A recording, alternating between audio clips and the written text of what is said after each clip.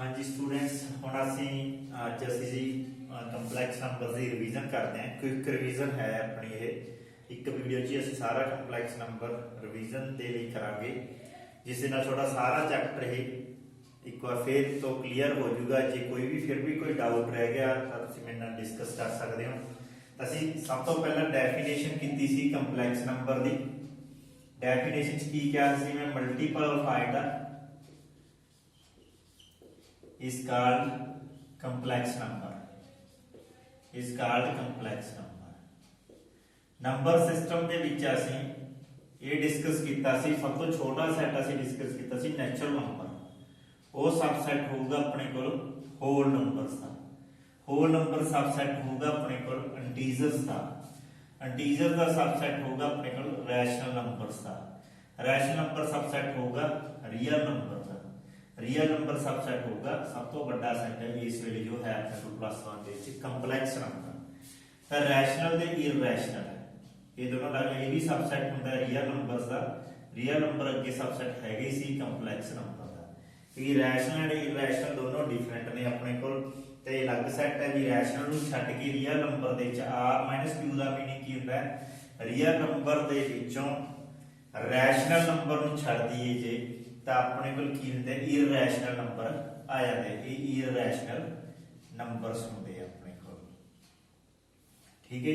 बाकी जो real number है वो दो तो बनता है, रैशनल प्लस इररैशनल नंबर्स तो बनता अपने को। ये कंपलैक्स नंबर में सी जान बुझ के वड्डे कीते तुसीं सबसेट ना समझियो इसनूं। ते अपने को सी की है कंपलैक्स नंबर नूं रिप्रेजेंट करता है। तो अपने को कंपलैक्स नंबर की जो स्टैंडर्ड फॉर्म सी वो सी अपने को x plus iota. x is the real part and y is the imaginary part. Imaginary part x real part जिस दे नाल नहीं आइटा नहीं लग्या हुंदा वो सारा रियल पार्ट हुंदा है। जिस दे नाल आइटा लग्या हुंदा है मल्टीपल ऑफ आइटा ये इमेजिनरी पार्ट हुंदा है। कंबाइन करके अपने को की बन जाता है कंपलैक्स नंबर। कई स्टूडेंट ये सोचते हैं कि असं रियल नंबर को कंपलैक्स नंबर कह सकते हैं। हाँ जी कह सकते हैं, क्योंकि रियल नंबर सबसेट है कंपलैक्स नंबर का। मान लो अपने को 3 है, तुसीं कहोगे च आइटा नहीं हैगा तो यह कंपलैक्स नंबर नहीं है, बट असं इहनूं रिप्रेजेंट कर सकते हैं। देखो कंपलैक्स नंबर की स्टैंडर्ड फॉर्म दे 3 प्लस आइटा 0 तो यह कंपलैक्स नंबर बन गया। असीं रियल नंबर नूं असीं कंपलैक्स नंबर कह सकते हैं। तो इस तरीके नाल ये आइटा की चीज सी, आइटा नूं असीं डिस्कस कीता सी। आइटा इज ए इमेजिनरी नूं रिप्रेजेंट करदा है।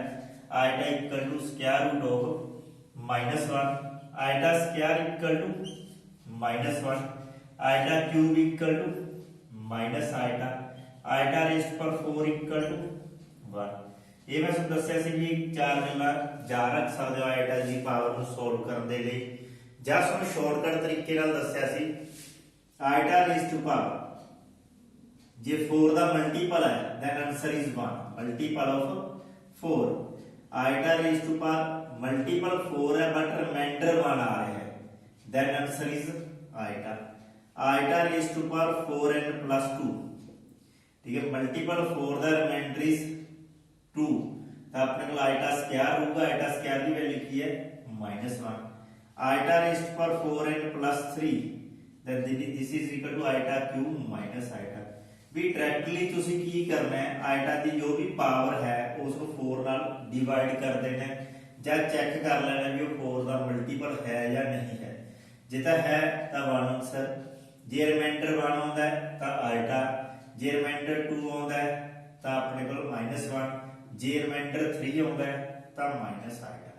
हाँ जी, क्योंकि तुसी पहला लोअर स्टैंडर्ड क्लासेस दे विच लोअर स्टैंडर्ड दे विच तुसी पढ़िया होया कि डिविजिबिलिटी ऑफ 4 की हुंदा है। डिविजिबिलिटी ऑफ 4 के अंदर लास्ट 2 डिजिट जिवें आइटा की पावर 2 5 3 6 7 इस तो ही बड़ी हो सकती है, तो लास्ट 2 डिजिट चेक कर लो भी जे 4 नाल डिवाइड होंदे है तो दैट इज डिविजिबल बाय 4, ठीक है। तो जिस तरह डिविजिबल बाय 4 है 36, दैट आंसर इज 1। ये ਅਸੀਂ ਕੀਤਾ ਸੀ ਆइटा ਦੀਆਂ ਪਾਵਰਸ ਦੇ ਨਾਲ।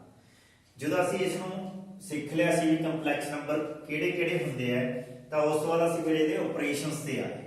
ऑपरेशंस की सी साडे कोल अपने कोल एडिशन सबट्रैक्शन मल्टीप्लीकेशन डिवीजन ठीक है।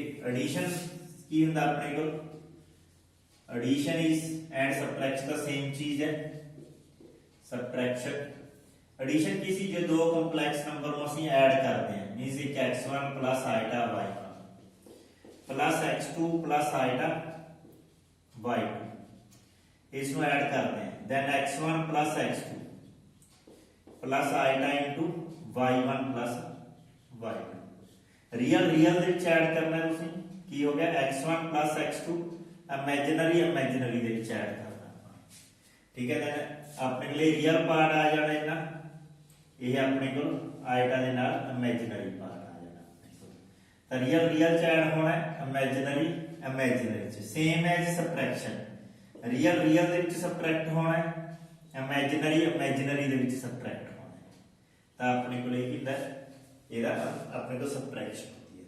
ਹਾਂ ਥੋੜੀ ਗੱਲ ਤੁਹਾਨੂੰ ਸ਼ਾਰਟਕਟ ਦੱਸਿਆ ਸੀ ਮਲਟੀਪਲੀਕੇਸ਼ਨ ਦੇ ਵਿੱਚ z1 into z2 x1 plus iota y1 x2 plus iota y2 एक शॉर्टकट स्टेप भी दस्या सी ਤੁਹਾਨੂੰ ਕੀ ਕਰਨਾ ਹੈ ਜਦੋਂ ਤੁਸੀਂ ਮਲਟੀਪਲਾਈ ਕਰਨਾ ਹੈ ਕਰੋ ਤਾਂ ਡਾਇਰੈਕਟ ਕਰ ਸਕਦੇ ਹੋ ਬਟ ਇੱਕ ਸ਼ਾਰਟਕਟ ਤਰੀਕਾ ਸੀ ਪਹਿਲਾਂ ਤੁਸੀਂ ਰੀਅਲ ਨੂੰ ਰੀਅਲ ਨਾਲ ਮਲਟੀਪਲਾਈ ਕਰ ਲਓ ਮਾਈਨਸ ਲਗਾ ਕੇ ਇਮੇਜਿਨਰੀ ਨੂੰ ਇਮੇਜਿਨਰੀ ਮਲਟੀਪਲਾਈ ਕਰ ਲਓ y1 by2 प्लस आइटा लगा के रियल ਨੂੰ ਇਮੇਜਿਨਰੀ ਨਾਲ ਮਲਟੀਪਲਾਈ ਕਰ ਦੋ प्लस इमेजिनरी ਨੂੰ ਰੀਅਲ ਨਾਲ ਮਲਟੀਪਲਾਈ ਕਰ ਦੋ y1 x2 ਤਾਂ ਆਪਣੇ ਕੋਲ ਕੀ ਹੁੰਦਾ ਪਹਿਲਾਂ ਹੀ ਸ਼ੁਰੂ ਦੇ ਵਿੱਚ ਹੀ ਸਾਡੇ ਕੋਲ ਰੀਅਲ ਪਾਰਟ ਆਪਣੇ ਆਪ ਅਲੱਗ ਹੋ ਜਾਣਾ ਹੈ ਇਮੇਜਿਨਰੀ ਪਾਰਟ ਅਲੱਗ ਹੋ ਜਾਣਾ ਹੈ।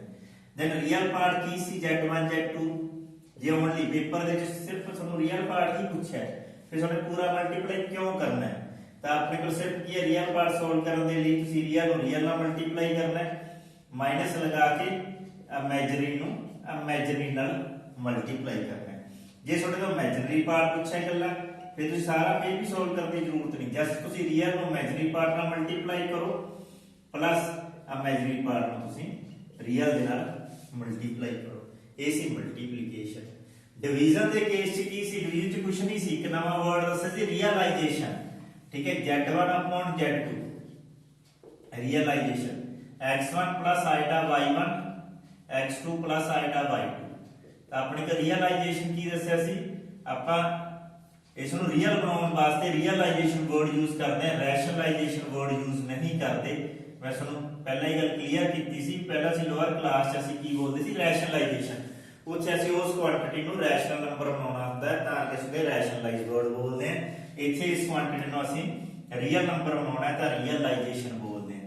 मल्टीप्लिकेशन दा स्टेप सेम है x1 x2 ठीक है minus plus y1 y2 plus iota into तुसी सोच रहे थे माइनस क्यों नहीं लगाई क्योंकि इथे पहला भी एक माइनस है ये माइनस माइनस प्लस हो गया रियल नु रियल नाल मल्टीप्लाई कीता इमेजिनरी इमेजिनरी नाल मल्टीप्लाई कीता रियल नु इमेजिनरी नाल मल्टीप्लाई करांगे इमेजिनरी नु रियल नाल मल्टीप्लाई करांगे अपॉन नीचे a plus b a square minus b square ठीक है माइनस की बजाय प्लस आया था उस नु क्लियर कीता है कि आइटा स्क्वायर आएगा आइटा स्क्वायर की वैल्यू की होती है अपने को -1 a डिवीजन सी। उस तो बाद अपने को equality of complex number equality of complex number equality of complex number ਦੇ ਕੀ क्या है z1 = z2 x1 plus iota y1 = x2 plus iota y2 then real real ਦੇ इक्वल कर दो इमेजिनरी इमेजिनरी ਦੇ इक्वल कर दो देन दो complex to complex number equal कदों होया करेंगे जे उसका रियल पार्ट दे इक्वल लेफ्ट हैंड साइड जे रियल पार्ट x1 है राइट हैंड साइड से रियल पार्ट x2 है इमेजिनरी इमेजिनरी दे इक्वल कर दिया करो लेफ्ट हैंड साइड ते इमेजिनरी पार्ट y1 है ते राइट हैंड साइड ते y2 है तो अपने को की हुंदा है इक्वालिटी ऑफ कंपलेक्स नंबर आएगा ये सी फिर कहंदा है conjugate of complex number conjugate of complex number दे विच की दस्या गया सी conjugate of complex number conjugate विच z = z conjugate sorry z = x plus iota y then z conjugate is x minus iota y तुसी आइटा ਨੂੰ ਕੀ ਕਰਨਾ ਹੁੰਦਾ ਹੈ ਰਿਪਲੇਸ ਕਰਨਾ ਹੁੰਦਾ ਜਾਂ ਚੇਂਜ ਕਰਨਾ ਹੁੰਦਾ ਹੈ माइनस आइटा ਦੇ ਵਿੱਚ then z कंजुगेट आया ने इस नाल कुछ प्रॉपर्टीज भी डिस्कस कीतियां सी। पहली प्रॉपर्टी कीती सी याद होवे तुहाडे, ठीक है। जे असीं दो बार कंजुगेट लै लईए तां दैट्स सेम Z, ठीक है। जे Z equal to Z conjugate equal हो जाए दैन असीं बोलदे सी Z is purely real. Purely real का मतलब की सी इमेजिनरी पार्ट 0 हो जाता दा। दैन जे आपां कहीए सी Z equal to minus Z conjugate then Z is purely imaginary. Z is purely imaginary. तो इस तरीके कुछ कंजुगेट दी अपने को सी। एडिशन सबट्रैक्शन का कंजुगेट पता ही है, कोई इफेक्ट नहीं करता जी। जे लिखनी है लिख सकते हैं Z1 प्लस Z2 होल से conjugate equal to Z1 conjugate plus Z2 conjugate. जे प्रोडक्ट करिए तो अपने को की है Z1 conjugate into Z2 conjugate. जे आपां डिवीजन करिए या क्वोशंट करिए तो अपने को Z1 conjugate upon Z2 conjugate. Addition is Z2 not equal to 0। इसी आर्टिकल कंजुगेट। तो एक नेक्स्ट टॉपिक सी modulus of complex number. Modulus दे विच की करदे आपां Z equal to x plus iota y and that modulus is, जे मैं बोल रहा है मैं दस्सिया सी ओवें यार real part square plus imaginary part square x square plus y imaginary part square मुल लिया करो। जे मैं सब बोलदा हुंदा भी मान लो ये एग्जांपल है साडे कोल, तो real part means real is 3 square, imaginary part is -4, ठीक है। नोट आइटा, आइटा नहीं विच लेना। कई स्टूडेंट्स यही गलती करते हैं, आइटा ले लाते ताकि उन्होंने प्रॉब्लम आती है, क्वेश्चन गलत हो जाता है। तो इमेजिनरी पार्ट बोल रहे हैं, नोट 4 आइटा लेना है, ओनली -4, ठीक है। इमेजिनरी दी गल कर रहे हैं आप इमेजिनरी पार्ट। ये सी साडे कोल मॉडुलस। मॉडुलस दी भी कुछ प्रॉपर्टीज होंदियां सी जेहड़े ਅਸੀਂ डिस्कस कीतियां सी।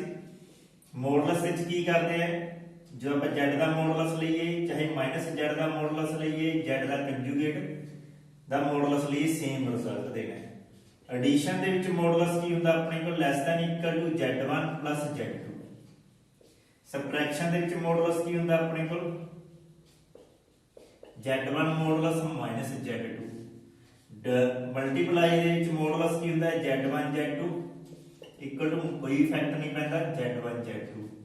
दैन अपने को डिवीजन दे विच मॉडुलस की इफेक्ट करता है Z1 upon Z2 equal to modulus of Z1 upon modulus Z। एक सब तो बहुत बढ़िया रिजल्ट सी साडा याद होवे, Z into Z conjugate equal to Z modulus square. Z into Z conjugate equal to Z modulus square. बहुत बढ़िया रिजल्ट सी साडा है। ये सी साडे को मॉडुलस दी प्रॉपर्टी। फिर आपां कीता सी additive inverse. Additive inverse, inverse का मीनिंग दस्सिया सी कि इनवर्स नु रेसिप्रोकल नहीं मनना। इनवर्स अलग चीज हुंदी है of Z equal to -Z, भी जिसनु उस विच ऐड करके देखिए तो 0 बन जाए। 0 is the additive identity, additive identity हुंदी सी। मल्टीप्लिकेटिव इनवर्स, मल्टीप्लिकेटिव इनवर्स की बोलिया सी, दो मैथड दस्से सी जो आप मॉडुलस कर लिया सी। एक तो डायरेक्ट 1/Z, जैसे नु रियलाइजेशन करना तो साडे को रिजल्ट बनदा Z conjugate of Z modulus square. ये अपने को लेदा मल्टीप्लिकेटिव इनवर्स से इस तरह डायरेक्ट सोल्व करके भी लिख सकते हैं ऑब्जेक्टिव पॉइंट ऑफ व्यू दे नाल, मल्टीपल क्वेश्चन दे पॉइंट ऑफ व्यू दे नाल। जे तुसीं एकेडमिक थ्योरी दे पॉइंट ऑफ व्यू नाल करना तो इस तरह करते हैं। ये सी साडे कोल एडिटिव इनवर्स। उस तो बाद सब तो इंपोर्टेंट टॉपिक जी मैं बार-बार कहता आ रहा तुहानू दो लेक्चर दे विच, पोलर फॉर्म। पोलर फॉर्म च Z equal to x plus iota y नु ਅਸੀਂ ਕੀ ਲਿਖਦੇ हैं r cos theta plus iota into sin theta. जिस रियल पार्ट नु ਅਸੀਂ r cos थीटा लेट करते हैं ते इमेजिनरी पार्ट नु ਅਸੀਂ r sin थीटा लेट करते हैं। दैन स्क्वायरिंग एंड एडिंग करके साडे कोल r दी वैल्यू सॉल्व हुंदी सी, r equal to square root of x square plus y square. ते दोनों डिवाइड करके की हुंदा tan theta equal to y upon x, then theta equal to tan inverse y upon x। ये theta सी। Theta बारे कुछ जानकारी भी दी सी मैं तुहानू। ये फर्स्ट क्वाड्रेंट है, ये सेकंड क्वाड्रेंट है, ये थर्ड क्वाड्रेंट है, ये फोर्थ। मैं तुहानू आखे कई स्टूडेंट्स नु इस गल्ला दा क्लियर नहीं हुंदा भी ये फर्स्ट सेकंड क्वाड्रेंट है। कोई प्रॉब्लम नहीं है, ਅਸੀਂ क्वाड्रेंट ਦੇ ਅਕੋਰਡਿੰਗ नहीं कुछ याद रखना चाहते तो ना याद रखो। तो कुछ डायरेक्ट रिजल्ट दस्से सी कि फर्स्ट क्वाड्रेंट च एक्स वाई दोनों पॉजिटिव है, रियल भी positive, imaginary positive, real negative, imaginary positive, then x negative y negative, then x positive y negative. ठीक है, इस अकॉर्डिंग असं रिजल्ट लिखे सी 4। ठीक है, एंगल फाइंड करन दे tan थीटा दा अपने को एंगल फाइंड करन दे। फर्स्ट क्वाड्रेंट के according x greater than 0 y greater than 0 तो तुसी एंगल उन्ना ही लेना जिन्ना tan थीटा हुंदा ही है। आर्गूमेंट भी बोल सकते हो, एम्पलीट्यूड भी बोल सकते हो। y ग्रेटर दैन 0 तो इत्थे अपने को रिजल्ट लेना है पाई माइनस थीटा या 180 माइनस थीटा।